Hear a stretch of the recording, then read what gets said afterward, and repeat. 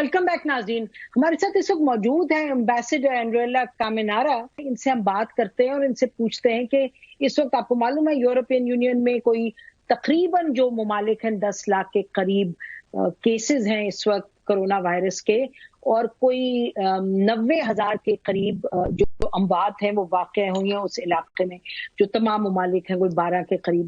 तो बात करते हैं। Warm welcome to the programme ambassador. Thank you. It's a pleasure to be here. Let's first hear from you. What is it that the European Union, how does it see this challenge right now? In some ways, it's unprecedented in the last 100 years or so. That's very correct. The European Union considers that this is absolutely an unprecedented crisis. And like all big challenges, the response has to be grounded on truth, has to be grounded on science, and has to be grounded on knowledge and cooperation between countries and between regions of the world. We consider that multilateralism is the way forward for solving this problem, because the crisis, the virus does not respect any borders. And as such, putting up borders and restricting the movement of trade or people will not solve it. The only way to solve such a big crisis is to work together through the UN and support, for example, the organization that is mandated to deal with these types of crises, like the WHO. Work through organizations like the World Bank and the IMF, and for sure work within Europe in coordination, in solidarity between member states and between the partners of the EU and the EU. So, Ambassador, you talked about international cooperation, and obviously WHO has been in some ways the central body around which there's been global cooperation, but on the other hand, you have United States, which has pulled funding from WHO. So it sends, and US is an important global player, it sends all the wrong signals when you do something like this. Well, the EU's position on the move by the US not to finance WHO is very, very clear. The EU deeply regrets this decision.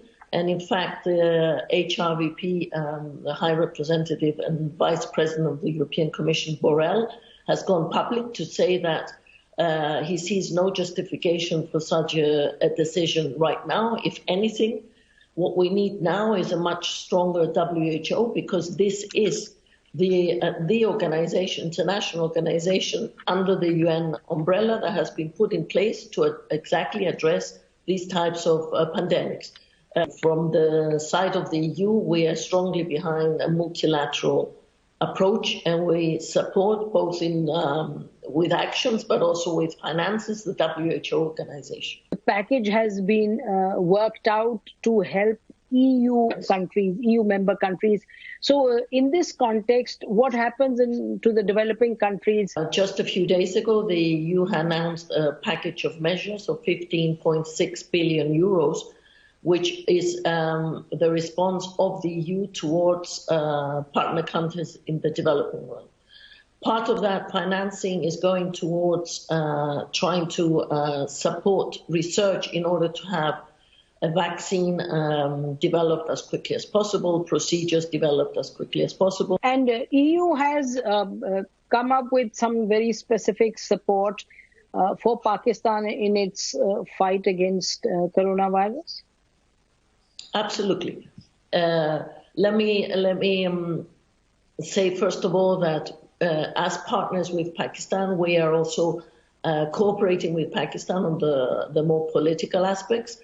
For example, there have been collaboration between Foreign Minister Qureshi and EU officials, including HRVP Borrell, but also with foreign ministers from the member states on issues such as debt relief.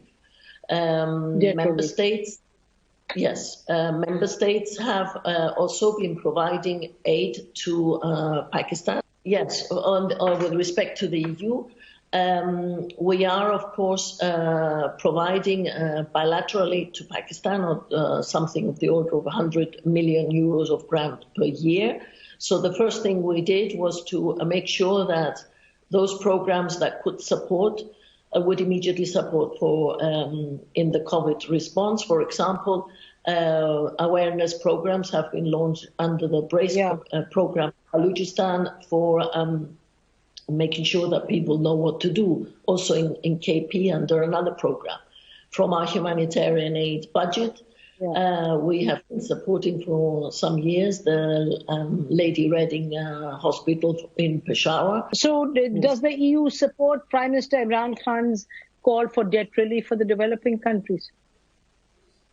The EU has already taken a position that we would support such a move. Of course, the details of that have to be analyzed, but the position of the EU is that when our partner countries, particularly the ones that are highly indebted, need support, we have to stand by them. Okay, last question, Ambassador. EU is known for its position on human rights, and I know that the EU Commissioner for Human Rights has been engaged with Pakistan's Ministry of Human Rights, in a very active way. When we look at our neighbor India and we see what is happening in India right now, whether it's Indian-occupied Kashmir or India itself broadly, where Muslims are being targeted and human rights situation is what it is, even within the context of this coronavirus, this huge pandemic. Has the EU taken any notice of that? Of course the EU has taken notice, not just now during the COVID outbreak, but even before. The EU's position has been clear. Human rights should be adhered to in Kashmir and elsewhere. The other thing that we are particularly concerned with, both for Kashmir but more generally, is that there is a tendency, in view of the COVID outbreak, to, let's say, have a knock-on effect on human rights. And we are talking to all partners, including Pakistan, but also, of course, India, to make sure that the response is not at the cost of human rights. If something can be done in order to use this crisis and have more of a positive approach to human rights, this is what we are hoping. Sure. I mean, I think there'll be much more talking to be done with India compared to Pakistan. That I think there is a realization. It was a pleasure talking to you, Ambassador. Thank you very much. नाज़रीन, आपने सुना कि prime minister का जो call है for date relief, उन्होंने कहा बड़ी क्लियरली EU उसको सपोर्ट करा, उन्होंने बात की जो पाकिस्तान को सपोर्ट दिए EU ने इस वक्त कोरोना वायरस के बाद, उससे पहले की पार्टनरशिप की भी बात की, और जो ह्यूमन राइट्स